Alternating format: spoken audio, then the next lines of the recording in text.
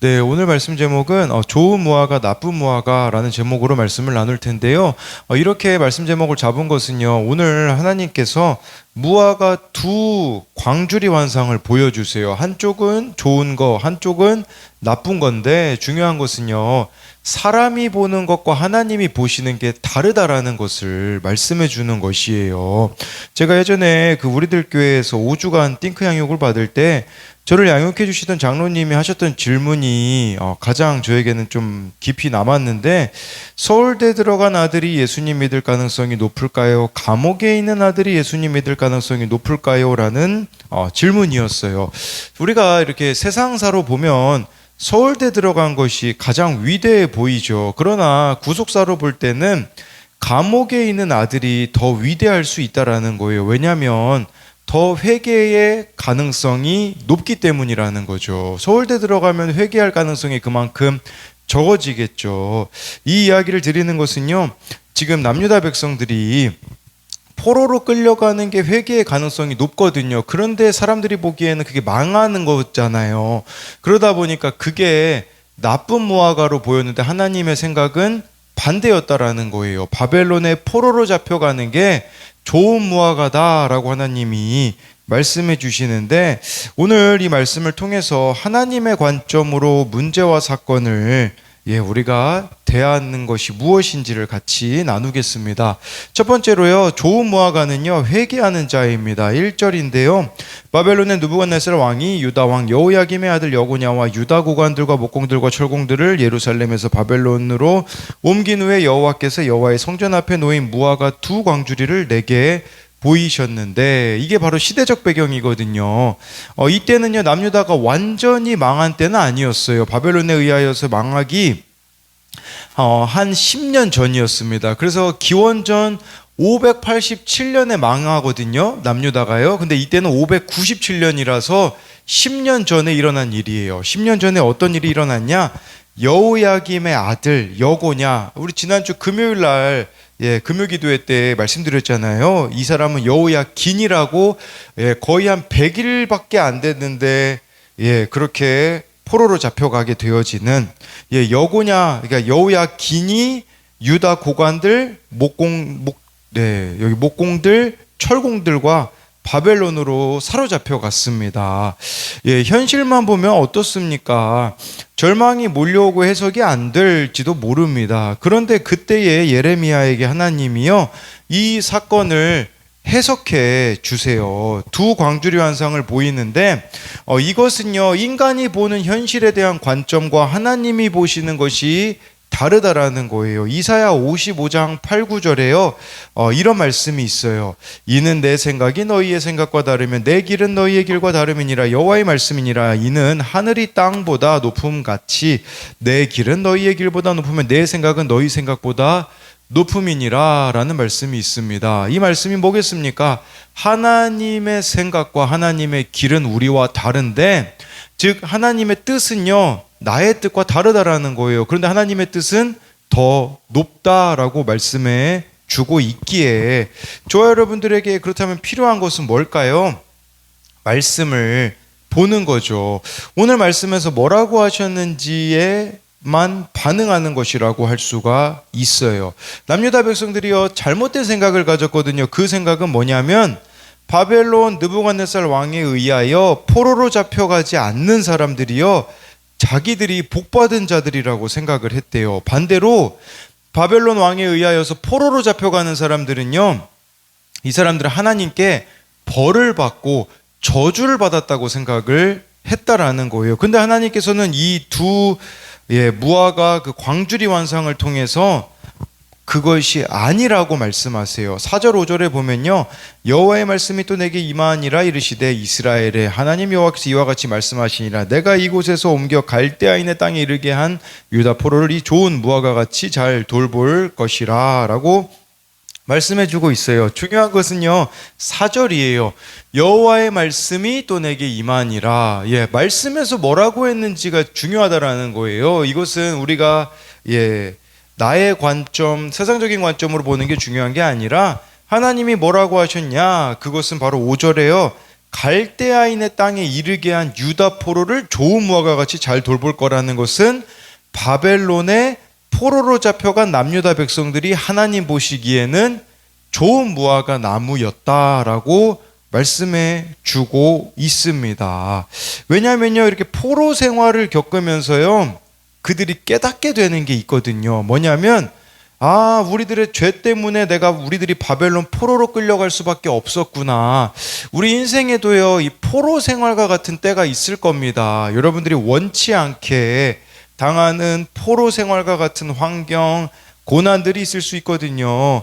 그런데 그 가운데서 정말 분명하게 보이는 게 있어요. 그것은 무엇이냐면 바로 나의 죄라는 사실이죠. 바벨론의 포로로 잡혀감으로써 남유다 백성들이 자기의 죄를 보고 회개하게 되었거든요. 시편 137편 1절에는요, 이런 말씀이 나오더라고요. 우리가 바벨론의 여러 강변 거기에 앉아서 시온을 기억하며 울었도다 라는 말씀이 있어요. 이 시편 137편은 바벨론 포로로 잡혀갔을 때 쓰여진 시예요. 강변에서 앉아가지고 시온을 기억하며 울었다고 하잖아요. 그러니까 그곳에서 바벨론 포로로 잡혀갔을 때 회개가 이루어졌다라는 것이라고 볼 수가 있는 것이에요.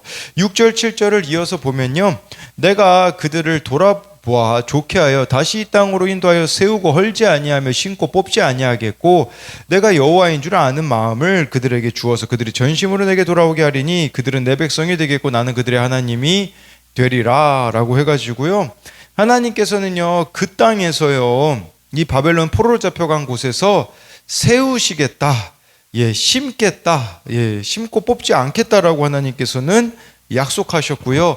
왜 남유다 백성들이 바벨론 포로로 잡혀가야 됐냐? 7절에요. 여호와인 줄 아는 마음을 그들에게 주기를 원했다라는 것을 말씀해 주고 있는 거예요. 그리하여서요, 이 남유다 백성들이요, 하나님께 전심이 되기를 원했다라는 거예요. 전심. 진심과 전심은 다릅니다. 전심은 모든 것이겠지만 진심은요, 그때그때마다 바뀔 수밖에 없는 게 우리들의 진심이라는 거죠. 그런데 이들은 정말 남유다 백성들이 바벨론 포로로 잡혀감으로써 하나님께 대하여 전심이 되었다라는 거겠죠.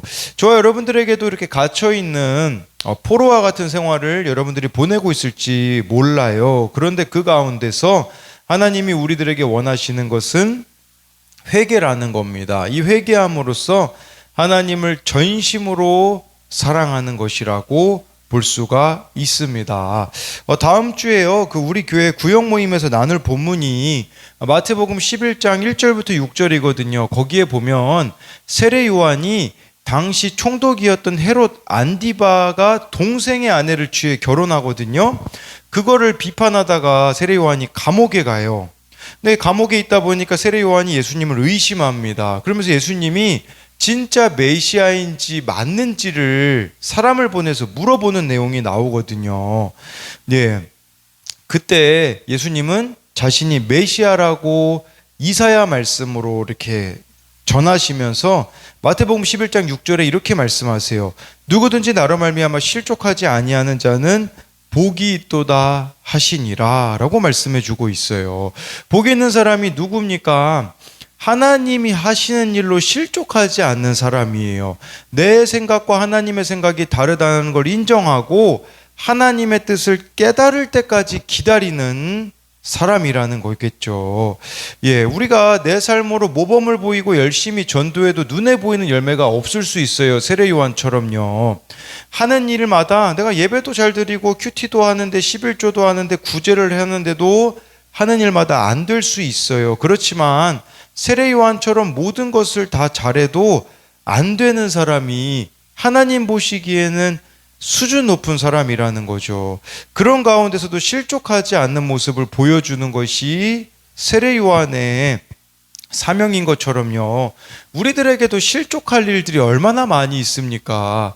그런데 그 가운데서요, 내 눈에 보기에는 정말 다 안 좋아 보이고 실족할 일들 투성인데 그 가운데에 말씀에서 하나님이 뭐라고 말씀하셨는지만 반응하며 나아갈 때에 저와 여러분들은 좋은 무화과가 될 수 있다라는 것이죠. 그래서 이것에 대한 두 가지 적용 질문은 내게 찾아온 사건을 해석할 말씀이 있습니까? 그 사건에서 내가 봐야 할 것은 무엇입니까? 또 한 가지는요, 나는 하나님께 대하여 전심입니까? 그렇게 어떤 일이 있어도 하나님이 100% 오르시다고 고백하며 십자가 지는 적용을 하고 있습니까? 전심은요, 하나님만 바라보고 가기 때문에요, 적용까지 이루어지지만 진심은요, 상황에 따라서, 환경에 따라서, 다른 사람의 말들에 따라서 달라지는 게 진심이기 때문에 저와 여러분들이 전심이 되어줘야 된다라는 그런 의미가 이 두 번째 적용 질문에 있습니다. 두 번째로요, 나쁜 무화과는 자기의에 빠져 교만한 자입니다. 8절부터 10절인데요. 여호와께서 이와 같이 말씀하시니라. 내가 유다의 왕 시드기야와 그 고관들과 예루살렘의 남은 자로서 이 땅에 남아있는 자와 애굽 땅에 사는 자들을 나빠서 먹을 수 없는 이 나쁜 무화과 같이 버리되 세상 모든 나라 가운데 흩어서 그들에게 환난을 당하게 할 것이며 또 그들에게 내가 쫓아보낼 모든 곳에서 부끄러움을 당하게 하며 말거리가 되게 하며 조롱과 저주를 받게 할 것이며 내가 칼과 기근과 전염병을 그들 가운데 보내 그들이 내가 그들과 그들의 조상들에게 준 땅에서 멸절하기까지 이르게 하리라 하시니라 라고 말씀해 주고 있어요. 이 지금 여호야긴이 잡혀가잖아요. 그 뒤에 왕이 된 사람이 8절에 나오는 시드기야예요. 시드기야는 여호야긴의 삼촌입니다. 삼촌. 근데요, 지금 이렇게 여호야긴이 잡혀가는 모습을 보면 무슨 생각을 품어야 됐나요? 이들도 우리도 이제 바벨론에 포로로 잡혀갈 준비를 해야겠다, 이 생각을 해야 되는데, 근데 이 사람들이요, 그런 생각을 전혀 하지 않아요. 어떤 생각을 가졌냐면 이런 생각을 가졌던 거예요. 우리는 죄를 짓지 않아서 안 잡혀간 거야, 이렇게 생각을 한 거죠. 그러니까 바벨론에 지금 잡혀간 사람들은 저 사람들은 무슨 죄를 저렇게 많이 지었기 때문에 저렇게 잡혀가는 거야? 나는 죄를 안 지었기 때문에 지금 안 잡혀간 거야. 그래서 남유다에 남아있던 백성들, 또 애굽으로 갔던 사람들이 있거든요. 피해가지고요, 이집트로 도망간 사람들이 있어요. 이 사람들은 자기들이 괜찮은 사람들이라서 안 잡혀갔다고 생각했는데 하나님 보시기에는 그게 아니라는 거죠. 근데요, 한번 생각해 볼 부분들이 있어요. 왜 이렇게 이집트로, 8절에 보니까 애굽 땅에 사는 자들은 지금 도망갔다라는 거거든요, 이집트로. 이 사람들은 왜 이집트로 갔을까요? 제가 보기에는 두 가지 이유가 있었던 것 같아요. 하나는 뭐냐면 미래를 도모하기 위해서, 우리가 저 바벨론하고, 예를 들면 뭐 이런 느낌이겠죠. 저 바벨론을 우리 힘으로 몰아낼 거야 라고 생각했던 사람들이 이집트로 도망간 사람들이라고 볼 수 있고요. 두 번째, 이집트로 도망간 사람의 유형은요, 아마 돈 많은 사람들, 능력 많은 사람들이었을 거예요. 그러다 보니까 이 어려움을요, 능력으로, 돈으로 회피하는 사람들이었다라는 거죠. 그러면서 이렇게 이야기하고 다니는 거예요. 야, 우리들은 심판 안 당했으니까 나는 죄를 짓지 않았어 하면서 자기 의에 빠져서 이들은요, 교만했을 거예요. 그러니까 우리도 애굽으로 도망가는 길이 있어요. 그건 뭐냐면 여러분들을 인정해주는 환경, 내가 보기에 좋아 보이는 환경으로 도망치는 게요, 바로 애굽으로 가는 것이라고 할 수가 있어요. 근데 하나님은요, 이게 나쁜 무화과라고 하세요. 왜 그런 줄 아십니까? 그렇게 도망가면 회개할 일이 없기 때문이거든요. 그러니까 이렇게 근데 이런 모습이요, 우리들의 모습일 수도 있어요. 뭐냐면 우리가 하나님께 바라는 것이 문제 해결밖에 없잖아요. 여러분, 문제 해결이 딱 이루어지면 어떻게 될까요? 회개 안 합니다. 회개까지 안 나아가요. 문제 해결밖에 우리가 바라지 않는다면 지금 애굽으로, 이집트로 도망가는 거와 똑같다라는 것입니다. 하나님이요, 남유다 백성들에게 진짜 원하셨던 게 있거든요. 그것은 뭐냐면 이들이 구원받기를 원하셨어요. 영원한 멸망을 피하기를 원하셨거든요. 그렇기 때문에 포로 생활로 훈련하시고자 하는 것인데, 이 포로 생활의 훈련을 피해버리니 남아있는 남유다 백성들, 이집트로 간 남유다 백성들은 어떻게 될까요? 이들은요 영원한 멸망을 당할 수밖에 없게 되었다라는 거겠죠. 그러니까 이런 관점으로 보셔야 돼요. 우리에게도요 이러한 포로 생활로 훈련받는 것과 같은 시간들이 여러분들에게 있을 수 있어요. 그런데 거기에 담겨 있는 하나님의 뜻은요 영원한 멸망을 당하지 않기를 바라시는, 구원을 원하신 하나님의 뜻이라는 거겠죠. 그래서 느부갓네살에 의해 바벨론의 포로로 잡혀가지 않고 도리어 유다 땅에 남아있던 자들은 자기들이야말로 여호와 하나님께 복을 받은 자들이고, 포로로 잡혀간 자들은 그 반대로 하나님의 심판을 받은 자들이라고 생각을 했지만 하나님 보시기에는 반대였다라는 것을 말하는 것이에요. 그렇다면요 결론적으로 좋은 무화과와 나쁜 무화과의 차이는 무엇일까요? 바로 고난의 때에 회개했느냐 회개하지 않았느냐의 차이라는 것이에요. 저와 여러분들이 기억해야 되는 것은요, 사람은요 단지 환경에 의하여서, 상황에 의해서 변하지 않습니다. 그 환경과 상황 가운데 주어지는 말씀을 통해서만 변화될 수가 있어요. 그렇기에 회피하지 마시고 회개함으로써 나를 향한 하나님의 뜻을 깨달음과 동시에 하나님의 관점으로 나를 보고 다른 이들을 바라보고 세상을 바라보는 저와 여러분들이 되어야 한다라는 것이에요. 저에게 위로가 되었던 것은 무엇이냐면, 오늘 말씀도 참 위로가 되었지만 아까 이야기 드린 마태복음 11장에 그 세례 요한이 잡혔는데 정말 예수님 모실 길도 준비했죠. 심지어 불륜을 저지르는 사람들에 대하여서도 지적을 하다가 감옥에 가지 않았습니까? 얼마나 안 되는 자신을 보면서 세례 요한이 절망했겠습니까? 그런데 하나님 보시기에는 그게 세례 요한의 수준이 높은 거라고 하잖아요. 그게 저에게는 너무나 큰 위로가 되었어요. 저는 자꾸 세상적인 관점으로만 저를 또 사역을 바라보더라고요. 그러다 보니까 자꾸 사역이 잘 되고 뭔가 많이 모여야 되고 내가 원하는 대로 돼야지 그 사역이 좋은 사역이라고 생각을 했는데, 그렇지 않을 수도 있다라는 부분들을 보게 되어지더라고요. 그렇기에 정말 저와 여러분들에게도 실족할 만한 일들이 있지만 말씀에서 뭐라고 하는지에만 반응하는 우리들이 되었으면 좋겠습니다.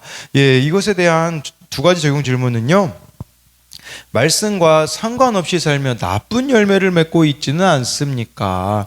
하나님께 내가 바라는 것이 문제 해결밖에 없지는 않습니까? 아까 말씀드렸듯이 문제 해결만 바라면요 회개하지 않는다라는 것이고요. 또 한 가지는요, 하나님께서 나의 구원을 위하여서 허락하신 포로로 잡히는 것과 같은 시간과 환경은 무엇입니까? 그 가운데 회개하며 나아갔을 때 하나님의 뜻을 발견하게 되었습니까?에 대한 이렇게 내용들인데요. 기도하겠습니다. 살아계신 하나님, 오늘 말씀에 하나님께서는 예레미야에게 무화과 두 광주리 환상을 보여주십니다. 좋은 무화과는 바벨론의 포로로 잡혀가는 거라고 말씀하십니다. 사람들이 보기에 바벨론의 포로로 잡혀가는 것은 저주받은 것 같고 망한 것 같지만 그 가운데 정말 이 남유다 백성들이 전심으로 하나님을 찾게 되어지기 때문에 그것은 저주가 아니라 복이라고, 회개하는 자가 복되다고 오늘 말씀을 통해서 우리들에게 말씀해 주고 있기에 우리들이 하나님 보시기에 좋은 무화과와 같은 회개하는 자가 되게 하여 주옵소서.